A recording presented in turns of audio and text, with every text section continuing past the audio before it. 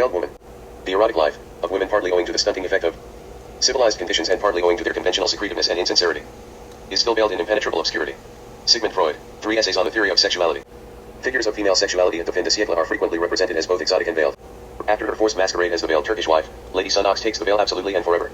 A statue of a beautiful veiled woman, surrounded by mummified, embalmed, and petrified bodies, guards the entrance to Haggett's Court. It is inscribed with the warning words, "Behold, there is no man born of woman who may draw my veil and live." In the African jungle, Kurtz paints a veiled woman, a small sketch in oils, on a panel, representing a woman, draped and blindfolded, carrying a lighted torch. Even the Bostonian Verinda Tarrant, who has always looked like an oriental to Basil Ransom, is finally veiled under the hood of her black velvet cloak, which conceals both her face and her identity, as he wrenches her away from the lecture hall. Most famously, Oscar Wilde's Jewish princess Salome drops 7 veils to reveal the mysteries of sexual difference, creativity, and the psyche.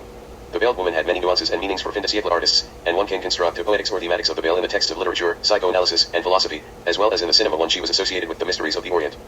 The Sodadic Zone, and the Harem or Zeralia. Indeed, the Oriental woman behind the veil of Purdah stood as a figure of sexual secrecy and inaccessibility for Victorian men in the 1880s and 1890s, much as the Nun, another veiled woman, had done for Gothic novelists in the 1780s and 1790s. British civil servants in the Punjab especially were fascinated by the sexual aspects of Indian religion. They took a strong interest in the Purdah, in women behind the veil who seemed to embody what was unknown and inscrutable in Indian life too. Why was the veil linked with femininity? First of all, veiling was associated with female sexuality and with the veil of the hymen. The veil thus represented feminine chastity and modesty. In rituals of the nunnery, marriage, or mourning, it concealed sexuality. Furthermore, science and medicine had traditionally made use of sexual metaphors which represented nature as a woman to be unveiled by the man who seeks her secrets. As Ludmila Jordanova has shown, these images were embodied in fin de siècle allegorical sculpture, such as the statue exhibited in Paris in 1895 by Louis Ernest Barrios. Entitled La Nature Assis de Boilant devant la Science, Nature Unveiling Herself Before Science, Figure 7, it depicts a beautiful young woman, eyes modestly lowered, breasts seductively bared, who lifts her hands to remove the veils that conceal the rest of her body. The statue, identical to one that stood in the hall of the Paris Medical Faculty during the 19th century, suggests the ways that the unveiling of women's bodies became associated with medical and scientific vision. Point 3. If there had been a companion piece called Science Looking at Nature, it would have depicted a fully clothed man, whose gaze was bold, direct, and keen, the penetrating gaze of intellectual and sexual mastery. The veiled woman who is dangerous to look upon also signifies the quest for the mystery of origins, the truths of birth and death. In one of his shortest but most influential essays, Freud interpreted the myth of Medusa's head as an allegory of veiled woman, whose unshielded gaze turns men to stone. According to Freud, the decapitated head of Medusa with its snaky looks is a genitalized head, for an upward displacement of the sexual organs, so that the mouth stands for the vagina dentata, and the snakes for pubic hair. For men to unveil the Medusa is to confront the dread of looking at the female sexual organs, to decapitate, to castrate. The terror of Medusa is thus a terror of castration that is linked to the sight of something. Numerous analyses have made us familiar with the occasion for this. It occurs when a boy, who has hitherto been unwilling to believe the threat of castration, catches sight of the female genitals, probably those own surrounded by hair, and essentially those of his mother. The male gaze is thus both self-empowering and self-endangering, for what lies behind the veil is the specter of female sexuality, a silent but terrible mouth that may mount or devour the male spectator. In seeing that the woman has no penis, the boy, according to Freud, experiences the fear of his own possible castration. In narrative, too, the critic Peter Brooks has argued, the unveiling of the female body leads to the confrontation with absence and castration. Narrative representations of unveiling the female body must sooner or later reach the problem of unveiling the female sex, which they find to be itself a veil, perhaps from the anxiety that its final unveiling would reveal there is nothing to unveil. 5. Grouvet's scandalous painting of the female sex, Virginie Dumont, figure 8, which had been commissioned by the rich Turkish collector Khalil Bey, was displayed behind the veil. Maxime Ducamp described the shock men felt on viewing the painting. In the dressing room of this foreign personage one sees a small picture hidden under a green veil. When one draws aside the veil one remains stupefied to perceive a woman, life-size, seen from the front, moved and convulsed, remarkably executed, reproduced con amore, as the Italians say, providing the last word in realism. But, by some inconceivable forgetfulness, the artist, who copied his model from nature, had neglected to represent the feet, the legs, the thighs, the stomach, the hips, the chest, the hands, the arms, the shoulders, the neck, and the head. 6. In this century, the painting was appropriately owned by the psychoanalytic matron Jacques Lacan, who may have had it in mind when he remarked in his seminar of February 1975, Queen Victoria, there's a woman when one encounters a toothed vagina of such exceptional size. That specter of the vagina dentata haunted the dreams of such fin de siècle writers as Edmond de Goncourt, who wrote in his journal on Bastille Day, 1883, I dreamt last night that I was at a party, in white tie. At that party, I saw a woman come in, and recognized her as an actress in a boulevard theater, but without being able to put a name to her face. She was draped in a scarf, and I noticed only that she was completely naked when she hopped onto the table. Then she started to dance, and while she was dancing took steps that showed her private parts armed with the most terrible jaws one could imagine, opening and closing, exposing a set of teeth. 7. The veiled woman hides the guillotine and the man trapped behind her gauzy scarf. Can men also be allegorically veiled figures? Can we reverse the gender of the image and see the veiled man as a figure of sexual or metaphysical dread? Largely because of the sexual symbolism implied in veiling, men do not generally represent themselves as veiled. The idea of unveiling men, according to Jordanova, is comic, implausible, and unthreatening, presumably because their bodies are not the symbolic carriers in modern society either of creative or destructive forces. Indeed, she goes on to say, unveiling men makes no sense, possibly because neither mystery nor modesty are male preserves but are attributes of the other, which is always other to the masculine center. 8. We have no figures of a boyish nature unveiling himself before science. Yet to penetrate the female veil can also be a metaphorical act of self-revelation for men. In The Madwoman in the Attic, Sandra Gilbert and Susan Goodbar offer a brilliant excursus on the traditional romantic meanings of the veil. Despite its uniquely feminine significance, they explain, the veil is a kind of permeable border, an image of confinement and enclosure that is also extremely penetrable, even when opaque it is highly impermanent, while transparency transforms it into a possible entrance or exit. It suggests the possibility of access to another sphere, another sexuality, another self. In the Gothic novel, the veil is a necessary concealer of grotesque revelations of sin and guilt, past crimes, and future suffering. The Romantic poets seek to lift the veil that separates them from nature, divinity, and vision, while dreading the reality it conceals.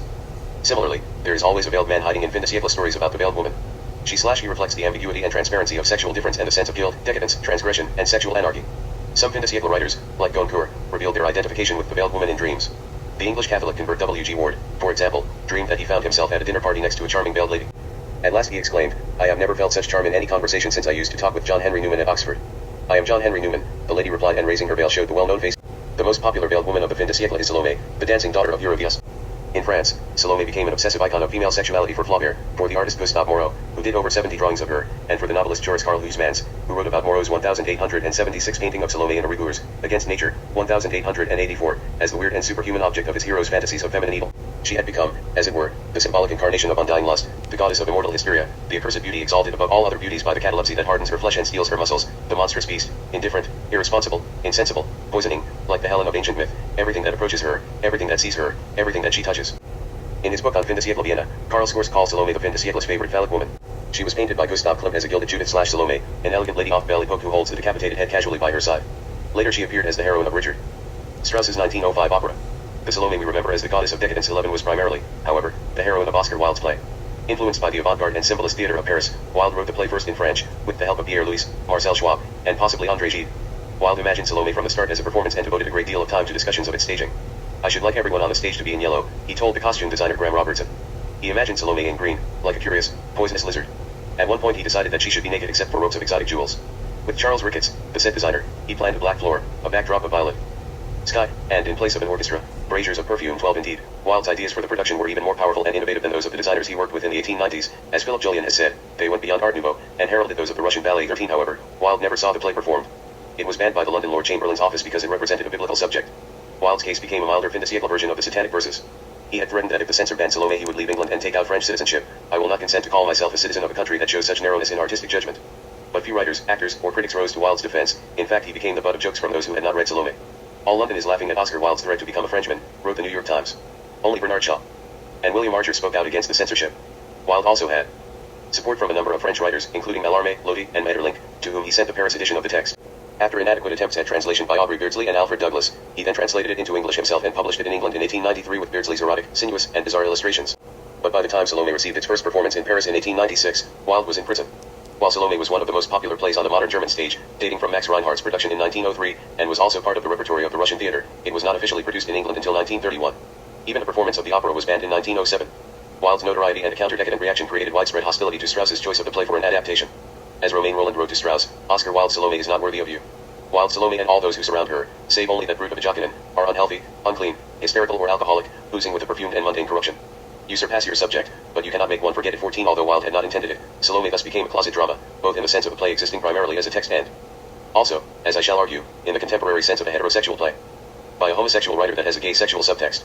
Such a reading goes against even the most favorable of current critical views, which interpret Salome as a play about revolution, new women, or art. Yet Wilde himself insisted that Salome was the most meaningful of his works, the one which allowed him to express himself most fully. In her study of Wilde's theater, Catherine Worth points out that imagery of veiling and unveiling are frequent in Wilde's prose writings, and is usually associated with some kind of spiritual exploration. Looking at images of the veil and the mask in Wilde's criticism and short stories, Worth concludes that unveiling was an appropriate image for the activity which Wilde regarded as the artist's prime duty, self-expression and self-revelation. In performing the dance of the seven veils, Salome is then perhaps offering not just a view of the naked body but of the soul or innermost being. 15. Is the woman behind Salome's veils the innermost being of the male artist? Is Salome's love for Jocaine a veiled homosexual desire for the male body? For a full understanding of Salome, we need to look at its theatrical and cinematic history and at the Beardsley drawings, as well as Wilde's text. It has long been a critical commonplace that the Beardsley illustrations are anachronistic, depict scenes that are not in the text, and are singularly irrelevant or even at odds with the spirit of Wilde's play 16. The feminist critic Jane Marcus, for example, flatly declares that Beardsley was the wrong artist to illustrate Salome 11. Recently, this view has been eloquently contested by Elliot Gilbert, who argues that the text and pictures of the English Salome are in fact very closely related, commenting on and illuminating one another in a great many ways and achieving a single strong focus. Gilbert sees both Beardsley and Wilde as homosexual artists who, through a notable representation of perverse sexuality in their work, participate in a devastating fin de siècle attack on the conventions of patriarchal culture even as they express their horror of the threatening female energy which is the instrument of that attack. Thus what unifies pictures and text is the way that both Wilde and Beardsley, despite their sympathy for Salome's rebellion against patriarchal religion and patriarchal secular authority, recoil from the full implications of an uncontrolled and murderous female energy. 18 more could be said to bolster Gilbert's argument. In my view, the Beardsley drawings all depict scenes or moments described in the play. If you take the trouble to look at them closely with the text, their thematic correspondence is clear, even though Beardsley wittily costumes his figures in a variety of exotic styles. Thus the fact that, in Marcus's words, Beardsley Salome looks like an 18th century transvestite does not mean that Beardsley was an arrogant fop who didn't read the play. 19 In fact, Beardsley's drawings bring out all too powerfully the secret or unspeakable subtext of the play, especially its homoerotic and blasphemous elements. In the edition he presented to Beardsley, Wilde wrote, "For the only artist who, besides myself, knows what the dance of the seven veils is and can see that invisible dance. The dance Beardsley sees is the dance of gender, the delicacy and permeability of the veil separating masculine from feminine, licit from illicit desire. That so many critics have been blind to the meaning of the illustrations shows how cultural unwillingness to look at what is disturbing prevents us from seeing." Beardsley's first drawing was originally called The Man in the Moon, but then changed to The Woman in the Moon, figure 9. In the drawing, Wilde is represented as a huge moon face, his heavy-lidded eyes gazing languidly at a frightened couple. Marcus praises this illustration as the only appropriate one Beardsley did, but describes it as showing a scene that does not appear in the play, John and Salome cowering in comradely innocence before Herod's face in the Moon 20. Both the tradition of heterosexual readings and the critical truism that Beardsley's drawings had no source in the text encouraged this reading. However, the couple are actually men, Narraboth, the young Syrian with languorous eyes who loves Salome and kills himself out of jealousy, and his homosexual admirer, the page of Herodias, with his dreamer's look, who urges Narraboth to look at the moon rather than at Salome. Close examination of the drawing shows its deliberate blurring of the line between art and reality, sexuality, and gender. The page is on the right, androgynously dressed in a flowing robe with a triangular dark fan hanging down, the fan he carries for Herodias, that could be either masculine or feminine, phallic or pubic. Narraboth, the naked male figure on the left, holds out one arm in a gesture of protection or prevention, while the line that forms the edge of his drapery merges with the edge of the page's robe.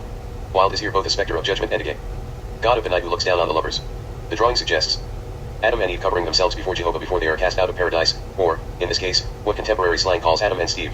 It also suggests the drama as Wilde's fantasy, existing in the theater of his imagination. Carl Beckson, in his edition of Salome, describes the flower on the moon as Wilde's green carnation, an interpretation which misses both the significance of Beardsley's impeccable black and white drawings, and the consistent flower symbolism he employs. It is in fact a rose, which appears with its thorns, vines, and briars in several other illustrations. For Beardsley, the rose stands for forbidden passion, the brevity of love, and especially homosexual love. It is found, like a stamp, in many of his drawings, while in the religious and pre-Raphaelite art from which Beardsley drew inspiration the full-blown rose is associated with the female body, the rosebud, like the narcissus, represents both self-eroticism and homosexuality. 21 Female sexuality is far more dangerous and impure. In the drawing of John and Salome, for example, the rosebud seems like a live thing extending its tendrils behind Salome's body to entwine John. It is full of blossoms, while all of its thorns have become giant protuberances wound in Salome's hair like a vagina dentata, figure 10. In the play, the lustful Herod finds that his garland of roses burns him like fire and that the petals are like stains of blood on the cloth.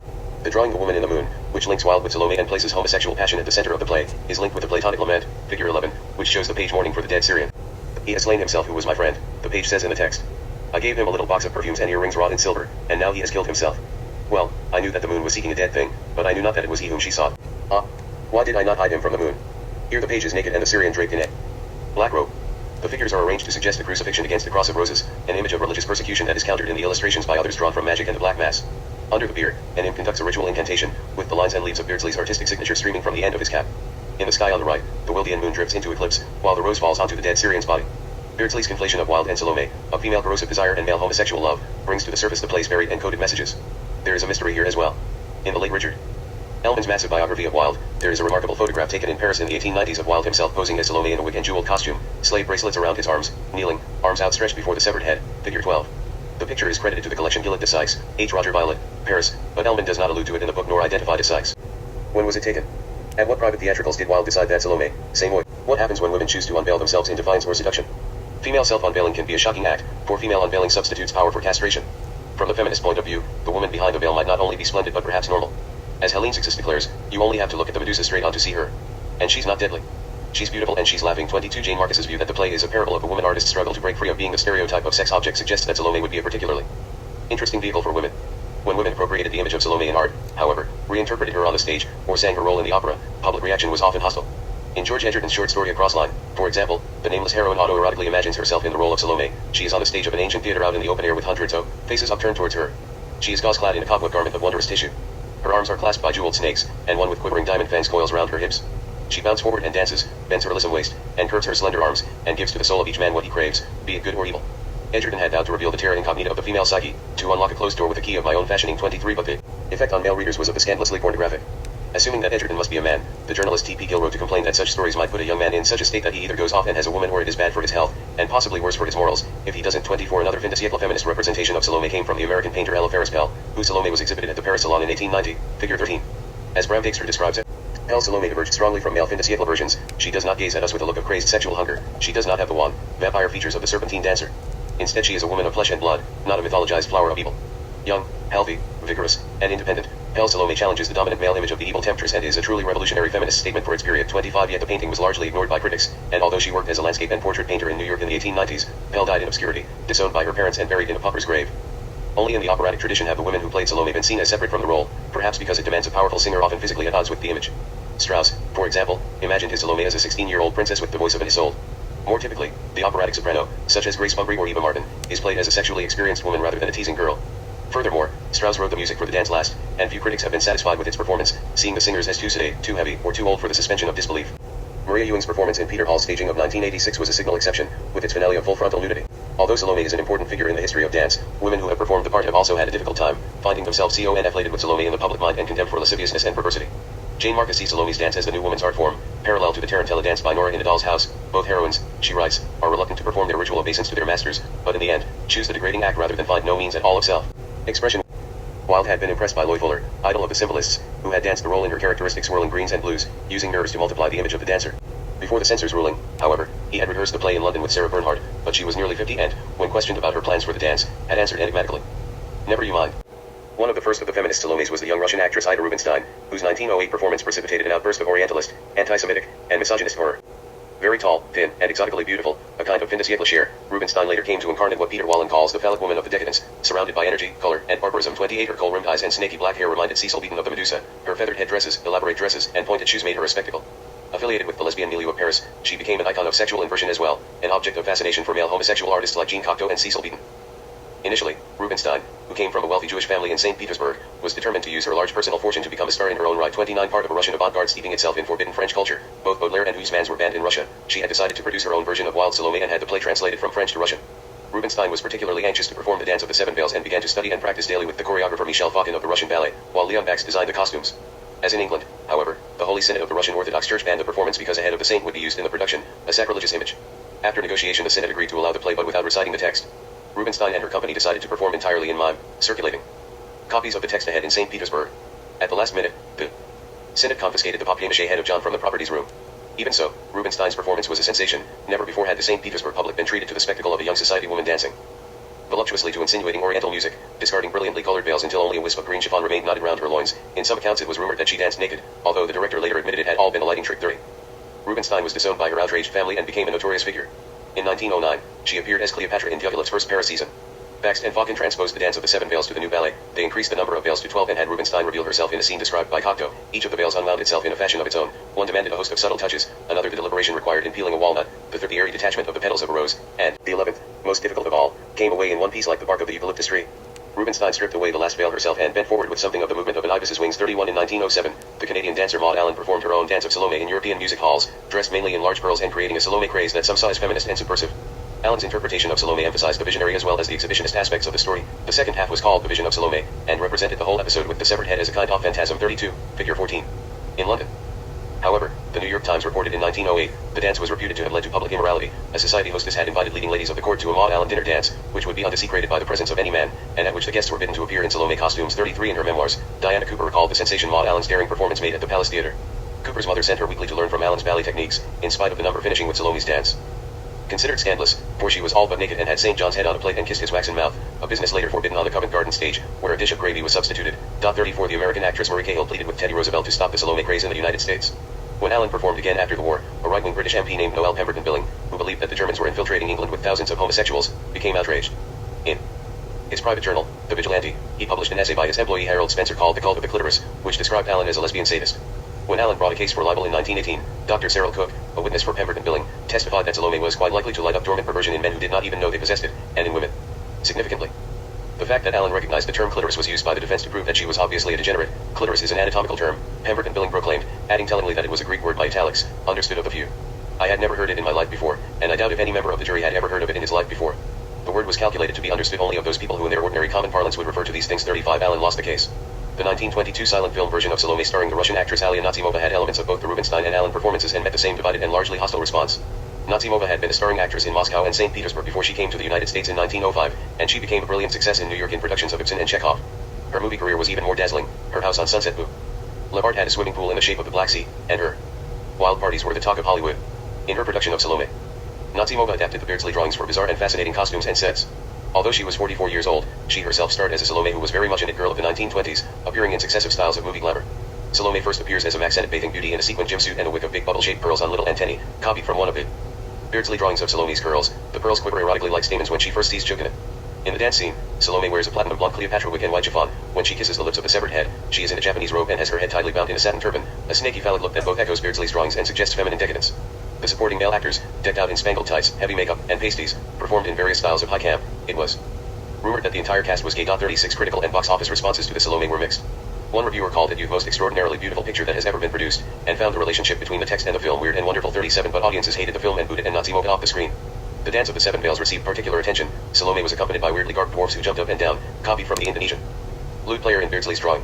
A review in the New York Times suggested that Salome's dance was in fact unrepresentable and that no film version that could pass the censors could be at all commensurate with the audience's imagination of the scene. This is the climax of the drama.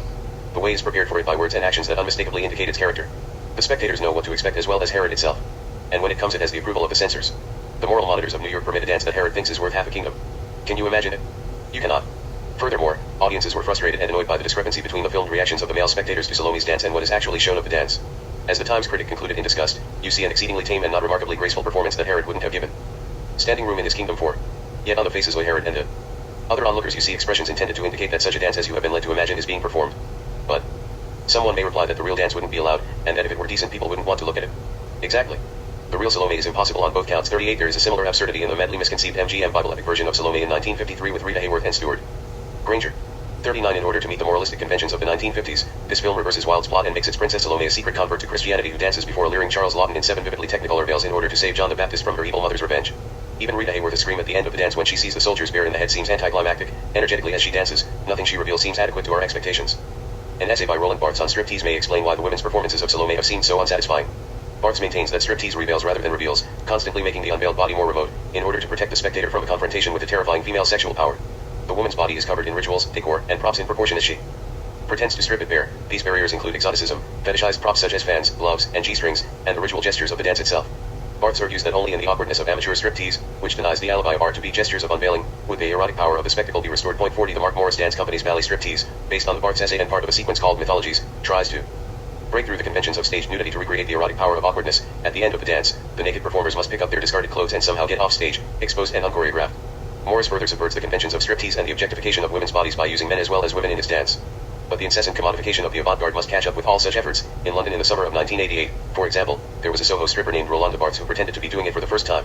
Another obvious problem of striptease is the assumption of the male gaze, the objectification of women's bodies, and the difficulty of women performers and dancers controlling the responses of female as well as male viewers. I experienced this firsthand a few years ago when I went on the New York City porn tour, organized by the controversial group Women Against Pornography. The tour was offered on weekends, with men admitted every third week. It began at WAP's 42nd Street headquarters, next to an abandoned meat market, with a slideshow of hard, soft, and commercial porn images of women, and then took groups with a woman guide onto the adult bookstores, film arcades, and sex emporia of Times Square. My group of scholars, sociologists, feminists, and social workers began with the bookstores and novelty shops, where the pornography was carefully categorized and labeled according to perversion, interest, age, and so on. We then moved to the arcades, which featured private video booths where one could watch films of men, women, and animals in various combinations. The tour ended at a kind of sex emporium where there were strippers, closed-channel TV sex shows, and a whole floor of fetish booths, glassed-in enclosures with a woman on one side and a telephone on the other. While for me the entire experience of entering this male sexual space was unsettling, sometimes comic, in the very small category of books labeled professors, for example, all the naked participants were wearing horn-rimmed glasses, and sometimes frightening, the worst moment came at the carousel. The carousel is a porn shop arena of the male gaze, a crude machine of voyeurism. It consists of a raised circular platform, completely surrounded by booths. The customers enter the booths and put in coins to raise the window for a few minutes. They then can look out at the nude women who are dancing and moving about on the platform. They can also see across to other spectators in other windows. Madonna's music video, Open Your Heart, is set on a carousel, where she struts, stretches, and preens before the gaze of several excited men and one bored lesbian. I suspect that few female viewers who saw it knew that the carousel really exists outside of MTV, or were in a position to evaluate Madonna's reappropriation of that space. For what really happens on the carousel is that when a window goes up, the women come over and impersonally thrust parts of their naked bodies inside it. Breasts, pelvis, buttocks. I found it almost unbearable to be looking so clinically, so intimately, without desire, at women's bodies. It made them naked in a different way. And when the naked women saw me watching them, made eye contact, and saw the faces of older women appearing in the little windows, there was a moment of real mutual embarrassment and shock. Women watching Salome's dance will perhaps always have the sense of identification and discomfort. The impossibility of Salome's dance when performed as a conventional striptease by women, then, may reside in the cultural mythology of striptease itself. Even in its most extreme, post-structuralist, and parodic forms, striptease is based on the logic of the male gaze. David Lodge's satirical character Professor Morris Sapp takes it to its all too plausible limit in Small World.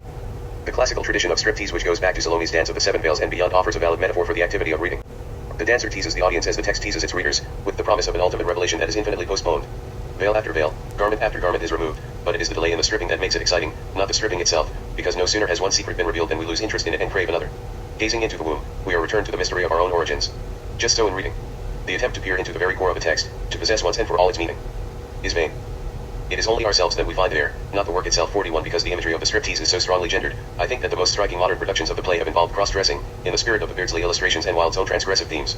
Theatrical transavistism, the drama critic Lawrence St. Illick explains, has its roots in the magical and religious origins of theater, through the performance of the shaman whose ritualized sex changes were assigned that socially constructed gender roles may be reshuffled, and that no one with the divine spark need be relegated forever to a single sex. Cross-dressing on stage is a transcendent expression of human potentiality because of the artificiality of theatrical convention, which offers not actuality but symbol. 42 It is true that, traditionally, drag has been the minstrel show of a virulent misogyny, a cruel travesty of the feminine. I found that being a woman spectator at drag shows, from the Black Cap in London to Provincetown, was sometimes a humiliating experience. But even drag can be reframed to speak for women in a ritual of inversion, in contemporary theater and cabaret, as St. Illick notes, the glamour drag found in pubs and clubs deconstructs the illusion of female pulchritude prescribed by our society, while the harsher postmodernist form of alternative drag tries to deconstruct this deconstruction. Drag artists in South London nightclubs now play for all-female audiences, hen parties. Dressed in an orange feather boa, Tommy Osborne meant that the audience sees drag artists as surrogate women, voicing their hidden feelings. Cross-dressing makes it possible for him to function as a shamanistic figure of release, mind. If a man told the jokes I do, they would think it rude. But with a man dressed up as a woman, they scream things back. 43. Contemporary productions of Salome, in which sexual difference and ambiguity rather than the actual female body are emphasized, have been genuinely disruptive and unsettling. In a 1977 all-male production at the London Roundhouse, for example, Lindsay Kemp played Salome as a transvestite, figure 15, but abandoned all theatrical aids, glamorous costume, wig, and so on in the end. Performed the final sequence in his own person. 44 In Maurice Bijard's Salome, 1983, Salome was danced by the Paris opera star Patrick Dupont, who, in the finale, was enfolded in a mammoth gown and given a plastic head to kiss that looked like his twin. 45 Most recently, it was interestingly filmed by Ken Russell as Salome's Last Dance, 1987, as a play within a play. The whole performance is staged as a private theatrical in a homosexual brothel, which in the end is raided by police. Wilde is very much present as a spectator voyeur, and all the roles are doubled, with Herod played by the brothel keeper and Salome played by a drab serving girl who is transformed into a teenage seductress with silver eyeshadow and space opera clothes, who suggestively licks lollipops and admires her own long legs in silver boots. In the Dance of the Seven Veils, however, Salome is revealed to be a boy who flaunts his genitals, slaps his naked buttocks, and shocks the male film viewer into an awareness that he has been sexually titillated by another man. The threat that the veiled woman in Salome still represents could also be felt in the extremely stylized production staged by Stephen Berkoff in Dublin, Edinburgh, and London, and German director Nikolaus Langhoff's controversial production of the opera at the New York Metropolitan Opera in 1989. Arguing that Salome should react to our time and confront us with problems we can understand, the director emphasized the similarities between the previous fin de siècle and the 1980s. In our own time, the zeitgeist is in many respects similar to that of the late 19th century, Langhoff explained. Mankind is closer to the apocalypse now than ever before. But it's not war or atomic bombs that pose the prime threats. Nowadays we are attacked by creeping noiseless catastrophes of nature and civilization, the dying of the forests, the AIDS epidemic, Chernobyl. In his harsh postmodernist set, Langhoff attempted to create a sense of terminality and catastrophe, with a stage so steeply raked that it looked as though there must have been an earthquake. And through the entire opera you get the feeling it will fall apart. 46 In the first act, soldiers are lowering limp male corpses into a pit, suggesting the presence of an AIDS-like plague. At the end, when Herod shouts his orders to kill Salome, there is no one left to hear him, everyone is a victim of the sexual anarchy symbolized by woman. Yet the deeper through transavistism finally makes clear that womanliness is the putting on of veils, only masquerading in a feminine guise. 47 In the sense, the veiled woman, too, is a female impersonator.